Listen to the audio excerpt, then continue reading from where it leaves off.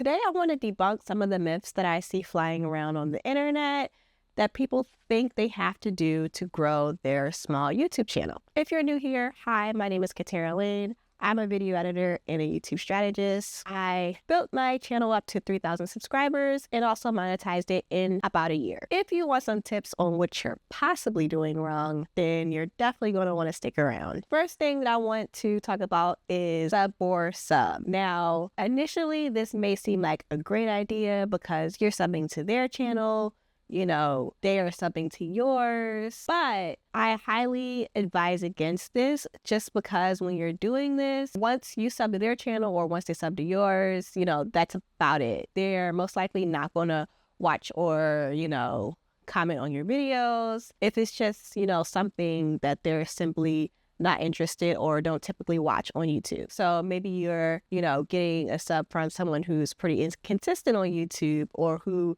doesn't really watch the platform. Just think about your behaviors on the platform. You probably have your favorite, you know, few, 3 to 5, maybe 10 creators that you consistently keep up with on a weekly basis or whatever. So the likelihood of them like subbing to your channel and you becoming one of their maybe like favorite creators is very unlikely. Now, there is some things that you need a certain amount of subscribers for, like, for example, going live, you need 50 subscribers to go live. So if you just want to do that just for that, that's completely fine, just to get, you know, be able to do that if that's how you're wanting to sort of like, you know, create content on your channel.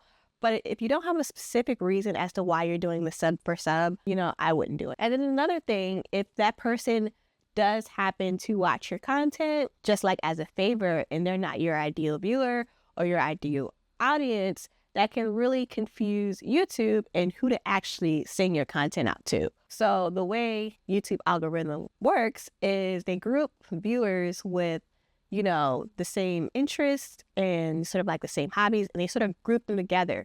So if you're getting all these people subs per sub, then, you know, you might be attracting the wrong audience to your YouTube channel and telling YouTube, this is the type of person that watches my content, go find more of them. The next tactic I want to sort of like mention is view for view. Now, this is basically when you view somebody's content and then, you know, they view yours or something like that. It's the same thing and the same kind of information applies for sub to sub. You know, it might be nice in the short term, but long term, that's not really a good idea because they may not be the right audience. You know, you're tricking YouTube and thinking and having YouTube think this is the type of person that watches my content, so YouTube's going to find more of that. So yeah, again, probably not the best idea to participate in things like that. The next big mistake that I see people doing is sort of like investing in super expensive equipment before they either figure out how to make their money back or before they invest in strategy. Now, don't get me wrong, creating quality YouTube is important, but most of us can do that nowadays with either our laptop or either our phones. We don't need to go out and get super like fancy equipment until we're ready. And then also, you know, sometimes the equipment can be a hindrance in your growth because you're sitting there trying to figure out how to work this camera settings and, you know, setting up the lighting, you know, it's a whole thing. You got to do that every single time. Trust me, it's the reason why I batch my content months out in advance because I don't want to set this up over and over and over again. And it's like, if you're new to this and you're not used to doing that sort of like setup, you're not used to that sort of routine, you know, it can be a hindrance in why you don't want to create your content because you don't want to, you know, do all those other steps. So my advice is to not invest in equipment early on, but to actually invest into strategies because YouTube is a very large platform. It's a lot going on with the analytics, algorithm, and all the other stuff. And it can be very confusing at first. So I would invest in like a mentor, a YouTube course, or you know, just something to help you figure out what's going on before you start investing into the equipment. And then you could possibly make your money back even faster investing in the strategy and then go to buy more equipment and stuff as you get more advanced. I want to say I got to where I am so fast because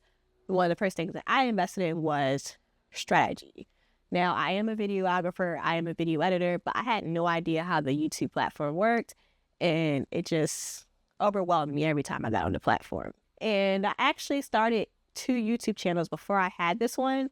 And this was the one that, actually stuck because I got some strategy before I got on the platform and wasn't just posting videos. Finally, the last thing I want to mention is worrying about editing and retention editing and making it look perfect. I tend to find that a lot of creators get bogged down by like editing and trying to make it look a certain way. And I have a whole video about this that talks about sort of like retention editing and like why it doesn't really matter on YouTube anymore.